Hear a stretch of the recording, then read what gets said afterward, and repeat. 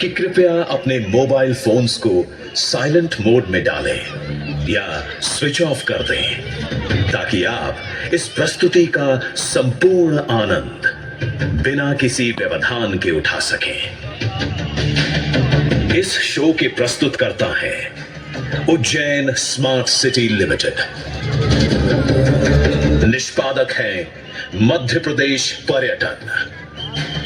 तो प्रस्तुत है महाकाल की शक्ति, उज्जैन की भक्ति।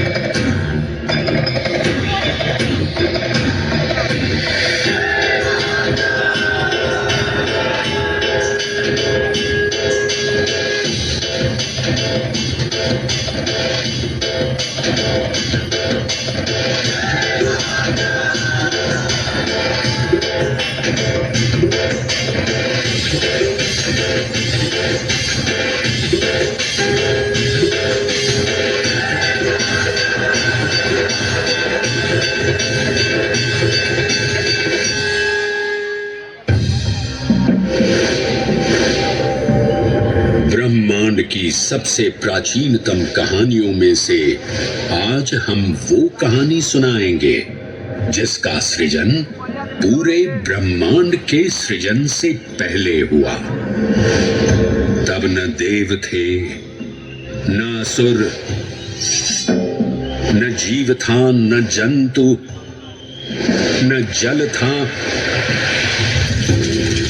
न अग्नि, न वायु, न भूमि। समष्टि के शून्य में विराजती एक शक्ति, कालातीत और कालों के नियंता।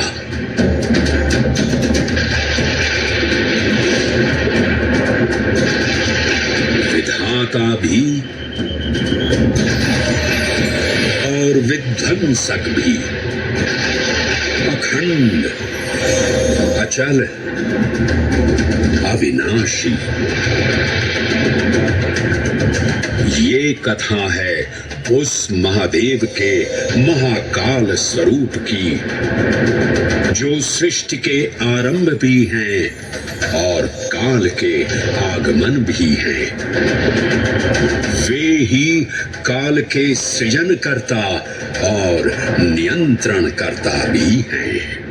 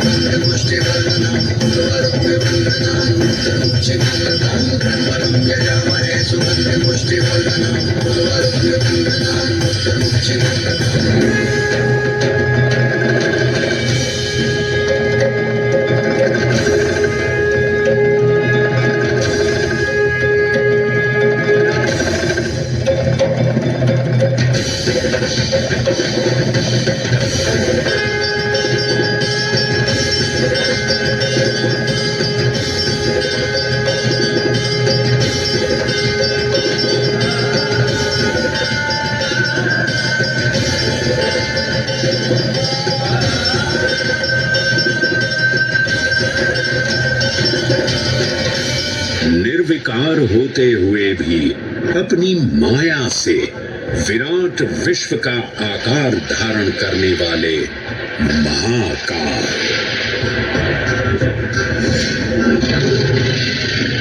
मेरुगिरी को धनुष और भगवान विष्णु को बाण बना दैत्यों के 3 पुरों का नाश करने वाले महाकाल।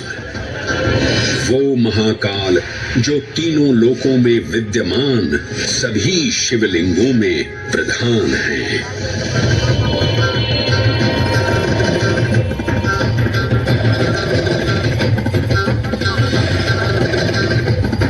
वो महाकाल जिनके त्रिशूल की तीनों नोकों से काम, क्रोध और लोभ पर नियंत्रण होता है, जिनके मस्तिष्क पर चंद्र शीतलता का प्रतीक है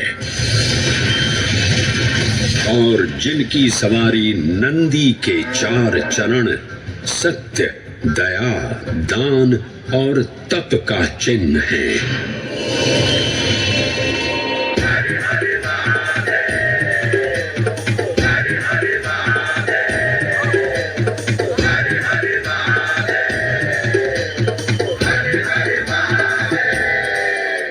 न पुण्यं न पापं न सौख्यं न दुःखं न मन्त्रो न तीर्थं न वेद न यज्ञ अहं भोजनं नैव भोज्यं न भोक्ता चिदानन्दरूपः शिवोऽहं शिवोऽहम्।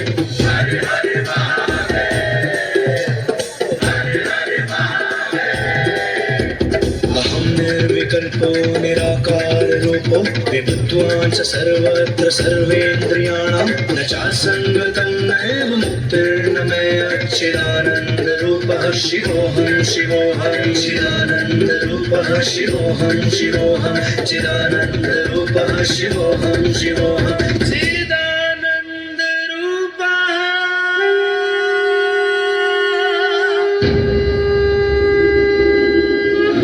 वराह पुराण में कहा गया है, नाभिदेशे महाकालस्तन्नाम्ना तत्र वै हरः, अर्थात नाभिदेश उज्जैन में स्थित भगवान महाकालेश्वर तीनों लोकों में पूजनीय हैं। आकाशे तारकामलिंगम पाताले हाटकेश्वरम मृत्युलोके महाकालम सर्वलिंगम नमोस्तुते।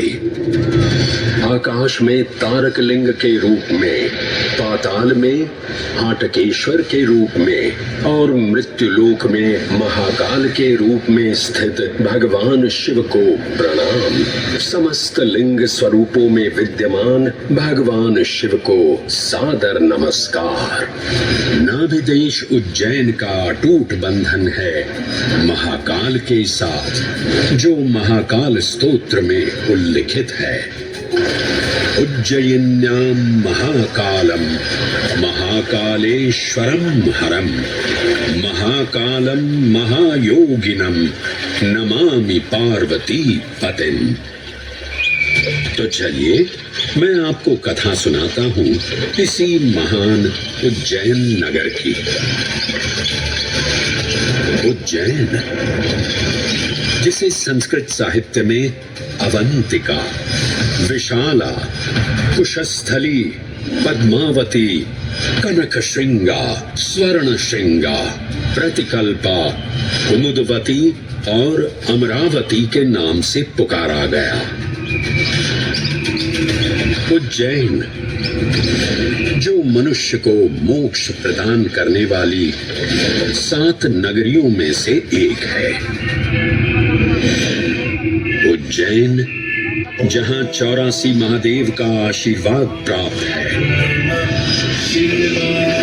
उज्जैन, जिस पर सदा ही कृपा रहती है महाकाल की।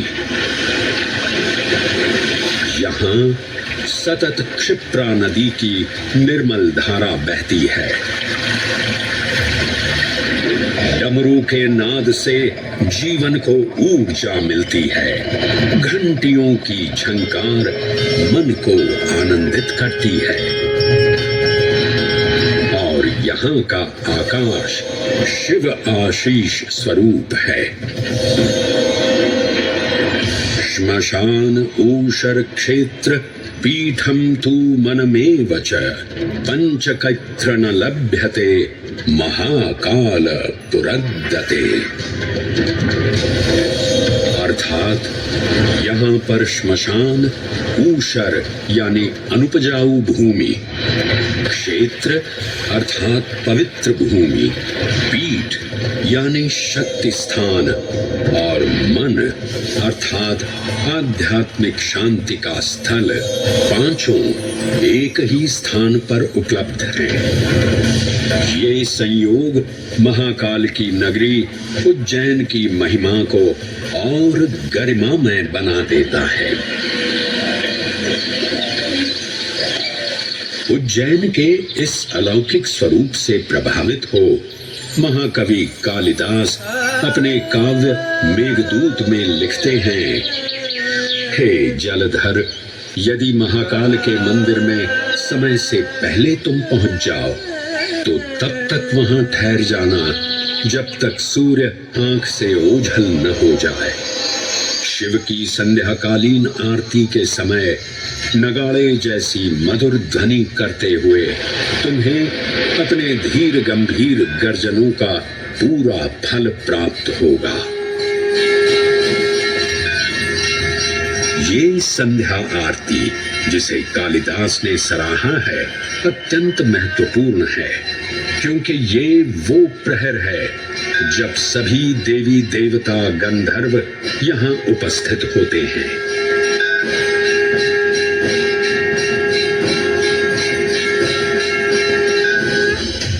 उज्जैन की महिमा अद्वितीय है। सतयुग, त्रेता युग, द्वापर युग और कलयुग, हर युग में इसका अप्रतिम महत्व रहा है। इस काल यात्रा में सबसे पहले आपको सतयुग के उस कालखंड में ले चलता हूं जहां देव और दानव एकत्रित हैं समुद्र मंथन करने के लिए। मन की आंखों से कल्पना कीजिए, भगवान विष्णु ने कुर्म का रूप ले मंदरांचल पर्वत को अपनी पीठ पर उठा रखा है। सागर से विकराल लहरें उठ रही हैं, मेघ भयानक गर्जना कर रहे हैं। देव और दानव वासुकी सर्प को नेति बना और मंदार पर्वत को मथनी बना सागर को मथ रहे हैं कि तभी जल का पाप कालकूट विष निकलता है और पूरी सृष्टि को अपने ताप से झुलसाने लगता है। इस भयावह स्थिति ने देवताओं और असुरों के बीच हाहाकार मचा दिया। ये कैसा अनर्थ है? लक्ष्य था अमृतत्व का, पर अब मृत्यु की विकराल छवि हमारी आंखों के समक्ष मंडरा रही है। इस भयंकर संकट से केवल वही उद्धारकर्ता मुक्ति दिला सकते हैं जो समस्त विश्व के परम संरक्षक हैं। तभी सब महादेव की शरण में जाते हैं और पुकार लगाते हैं, ओम नमो भगवते रुद्राय। और फिर तुष्टा महादेव भक्तों की गुहार सुनते हैं, कैलाश से उतरते हैं, विष को अपनी अंजुलि में भर अपने कंठ में धारण करते हैं।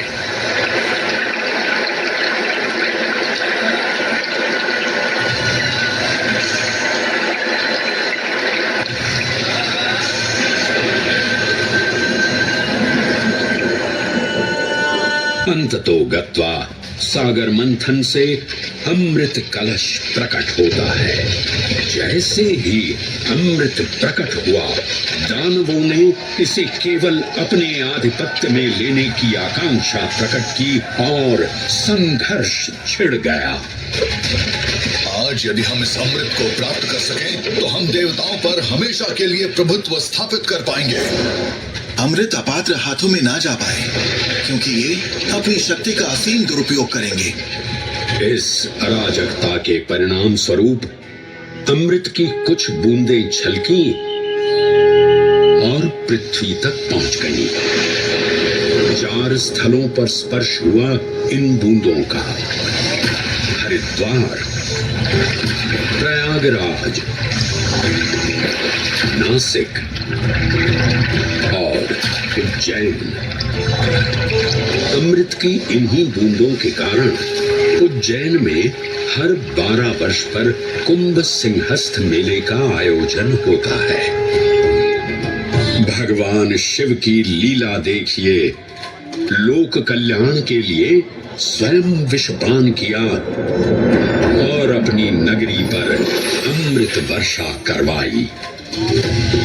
अमृत की पावन बूंदों से अभिसिंचित ये दिव्य उज्जैन भूमि रामायण के पृष्ठों में भी सम्मिलित हुई। सतयुग के बाद त्रेता युग में माता सीता की खोज में वानर सेना का यहाँ आगमन हुआ।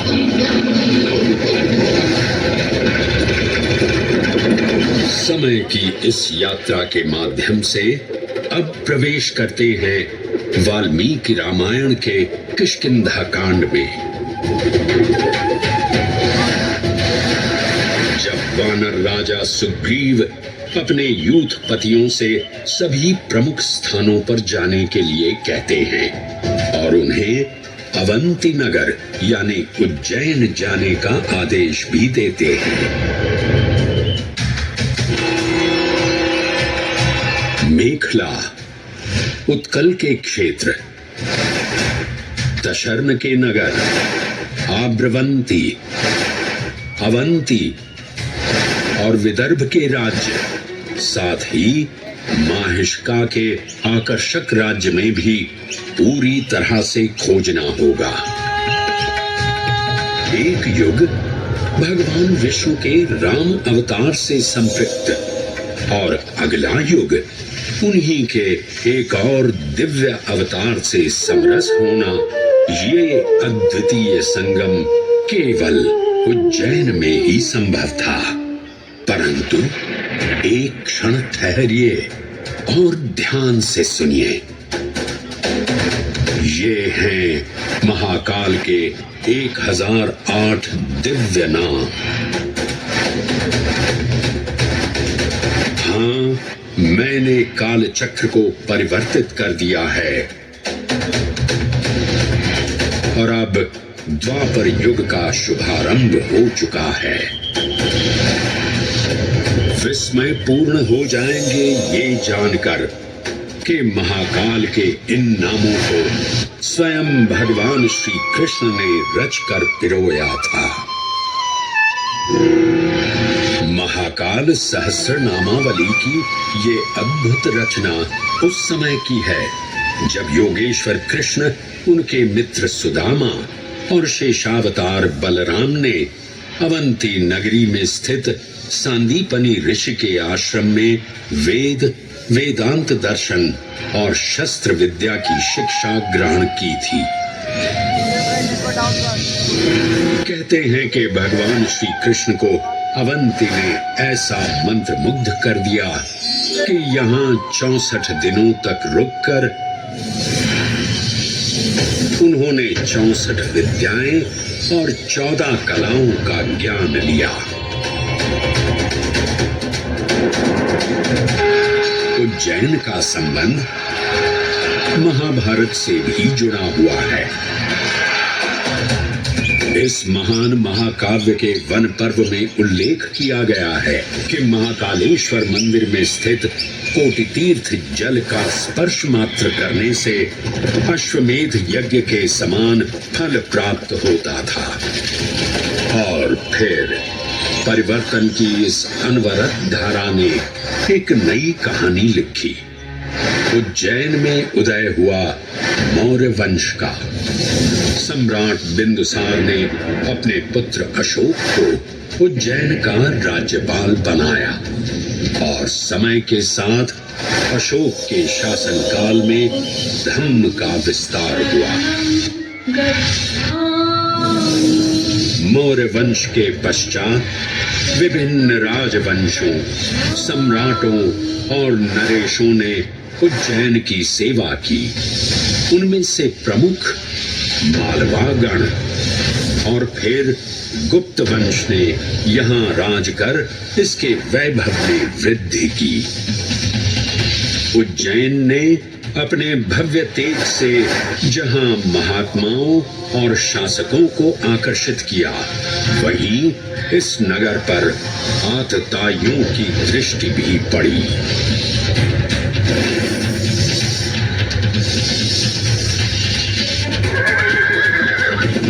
शक मध्य एशिया की खानाबदोश जनजाति थी, जिन्होंने उत्तर पश्चिमी और मध्य भारत के कुछ हिस्सों पर आक्रमण कर अपना शासन स्थापित किया।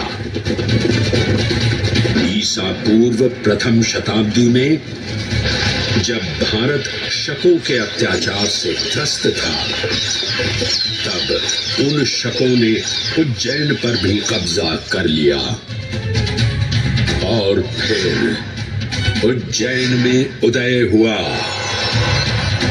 एक तेजस्वी योद्धा, महाराज विक्रमादित्य का।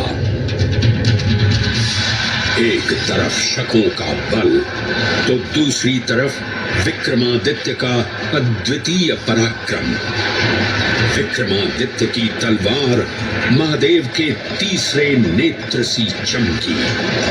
प्रचंड युद्ध हुआ।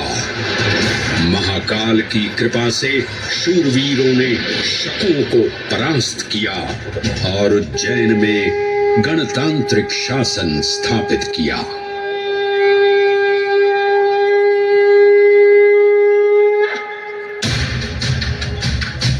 इन्हीं महाबली विक्रमादित्य की राज्यसभा महाकाल मंदिर में ही प्रतिष्ठापित थी। आज भी इस मंदिर की घंटियों में विक्रमादित्य की वीरता और शौर्य की प्रतिध्वनि गुंजायमान होती है।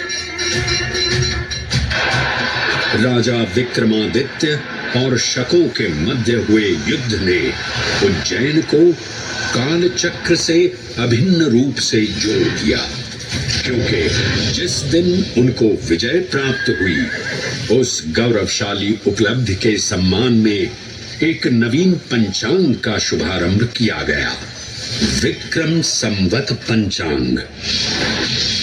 आज भी कई हिंदू पर्व और धार्मिक अनुष्ठान विक्रम संवत पर आधारित हैं।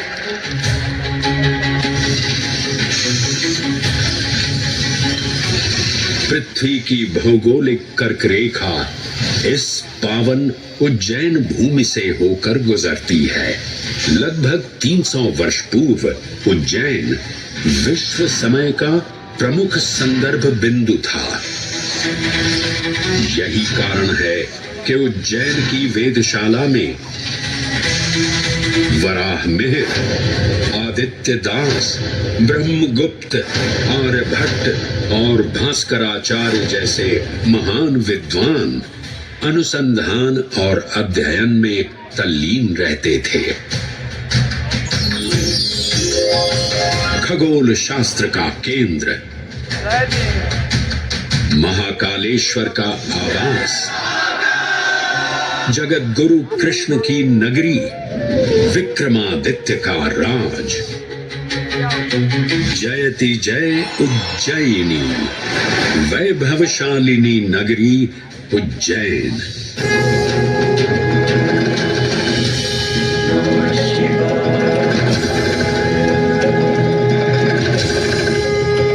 श्वासों को शिव मंत्र से अलंकृत कर, मन को भाव की गंगा से निर्मल कर, जो भी उज्जैन में महादेव की शरण लेता है, उसका कल्याण होना निश्चित है। आज सुनी सबने गाथा महाकाल की, दर्शन जिनके दुर्लभ हैं, नमन करे जिन्हें काल भी, चरण में जिनके है बसा। ये समस्त संसार कभी नहीं देखा होगा धरती पर ऐसा चमत्कार।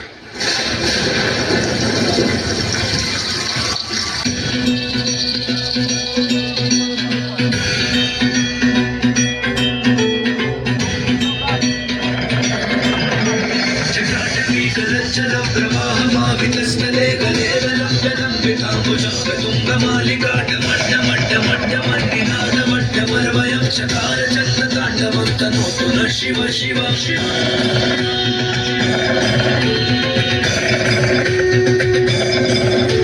जटाकटाह सभ्रमभ्रमन्निलिम्ब निर्झरे विलोलवीचि वल्लरी विराजमान मूर्धनि राजपट्टभावके किशोर चन्द्रशेखरे रति प्रतीक्षणम्